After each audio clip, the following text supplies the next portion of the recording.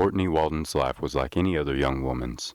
Recently married with a young 5-year-old daughter, Caroline, a good job, and the rest of her life ahead of her, things for the 27-year-old Tallapoosa, Georgia resident were going good.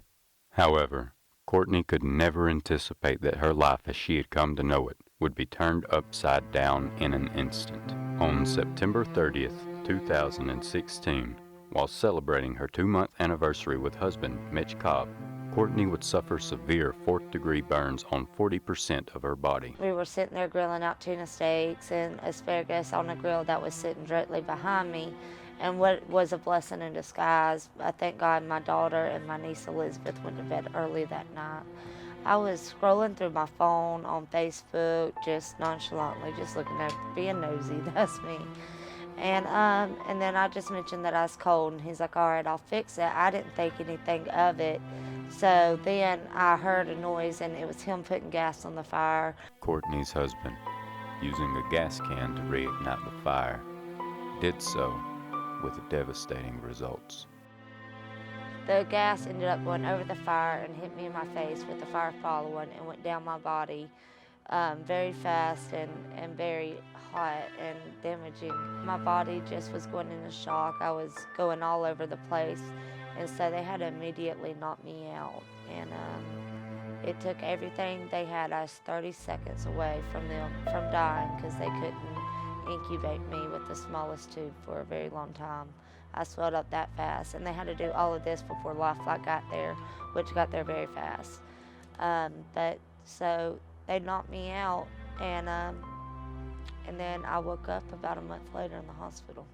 After having spent 51 days in the hospital, Courtney came home to even more devastation when her husband decided to leave her just 2 weeks after she'd arrived back home.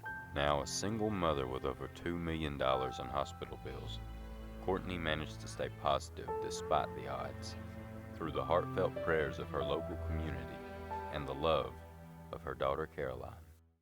My main source of inspiration is by far my daughter. I had to get better, to take care of her, to be a real mom and actually do stuff with her, because whenever I came home, I could barely walk. I couldn't cook nothing to eat. So, just my faith in God and my daughter, that has honestly been my biggest inspirations, because they were both there with me every day telling me I can get through it, I can make it. And here we are today. So. Seeing a strong young woman that was down on her luck, members of the Georgia community of Haralson County began to pitch in what they could, and soon people from all around did too. I never dreamed when all of this happened to Courtney that it would be so known and widespread all over the world. I never dreamed that this many people would come together and support her and to donate and pray for her the way they have. It's really been overwhelming and a blessing. Courtney's mother, Karen Cosper, set up a GoFundMe account on January 17, 2017 to raise funds for her daughter's medical bills and living expenses. It just recently broke the $400,000 mark.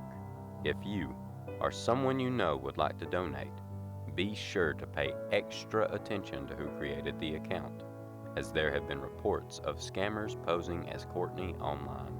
Well, I've actually talked to some that are trying to get her money, and this is a family-oriented thing, so I can't really go into some of the things I said to them, but I think it's very sorry that anyone would try to take advantage of a situation like that. On November 9th, 2017, Courtney and Caroline officially moved into the house that was built for them by Refuge Ministries and furnished by various kind contributors. For WUTV, I'm Matthew Robinson. Realize that you're not guaranteed tomorrow. I'm lucky to have tomorrow as of right now, and I just want every girl, every man to know you are still beautiful. You are still a nice looking guy. Just because you have that scar doesn't mean anything. It's what's in your heart, and that's all that God sees also.